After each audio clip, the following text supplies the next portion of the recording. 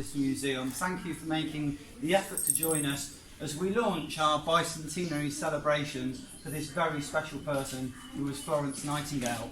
Now, we have with us today a whole range of experts I'll introduce you to in a moment. Experts and friends, I think they wanted to be called, in order that they could tell you a little bit more about what they do and their particular links or interest in Nightingale. I realise that you're all here largely because we are launching our new temporary exhibition, our Celebrate, which is part of our celebrations for bicentenary. The exhibition is through there. There is also an online version and also a pop-up version. We're going to travel around various hospitals throughout the country.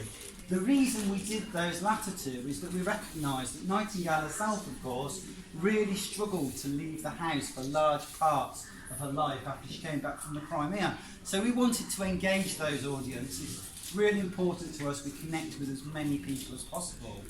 So, in a few moments' time, I'm going to ask my two assistant directors, Melissa and Christine, if anybody would like to take a short tour of the museum, seeing some of the real highlights that we've got. You'd be very welcome to do that, and they can show you around, tell you a little bit more about our small independent charity and what we do here, as well as the exhibits themselves. I'll be available straight away afterwards to talk to any of you. Athens in the Parthenon. So Athens, Athena, you'll see she's quite aptly named. And she was very well trained. I would take her to dinner parties with me, and she'd sit in my hand and eat little pieces of meat. Unfortunately, I spoiled her a bit too much, and when I went to the Crimean War, I left her in my family's care. They thought an owl, a lovely owl, she'll be able to catch mice, and put her in the attic. She died of shock. She didn't know what to do, the poor thing, so I delayed my trip to the Crimean War by 2 days to make sure I found the perfect person to preserve her, to stuff her. So she's stuffed with sawdust, and the only part of her that isn't her is her eyes, which are made of glass. But she's a gorgeous little creature, and I was very fond of her. And this lovely gentleman here has some wonderful things to say about her if you've got any questions about his gorgeous book. Thank you. And there's some beautiful drawings. She was quite the artist, Parthenope. Very good indeed. I put you on the spot there, haven't I? That's all right, so yes. Any questions about Athena, anyone? So my lamp looks a little different to what people expect. Often when you see paintings of me or there's statues of me around the city, I'm carrying a sort of oil lamp or a candlestick or something like that. That's because people didn't check with me what sort of lamp I was using. Really, I was using a Turkish lamp called a fanus. A fanus. And this is what really brought me to my height, the lady of the lamp, or the lady with the lamp. And I became known because I would pace the hospital carrying my lamp, making sure each of my patients were okay. You see, often I would work 20-hour days. My nurses would sleep because round-the-clock care was really a thing before I came along. So I would forgo sleep and walk for 4 miles, up and down, checking that nobody needed my help. I've got a few more things here I can show you.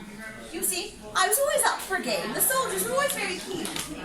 And on this plate, one of them has drawn a sketch of me playing cards. It's very special. So I like to entertain them. I like to make sure they were having fun.